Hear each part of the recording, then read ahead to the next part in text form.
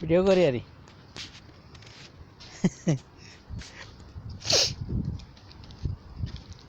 কোন দোকানে গেছিলেন? এই পাপ্পা স্যার পাপ্পা ধরবো কবে? এই পাপ্পা স্যার পাপ্পা ধরবো কবে? ফুল ফুল ফুল তো দেখা যায়, এটা তো মদ্দা মনে হয়ে যাচ্ছে। রিয়া তো 3টা আইসে দিই মাশাল্লাহ।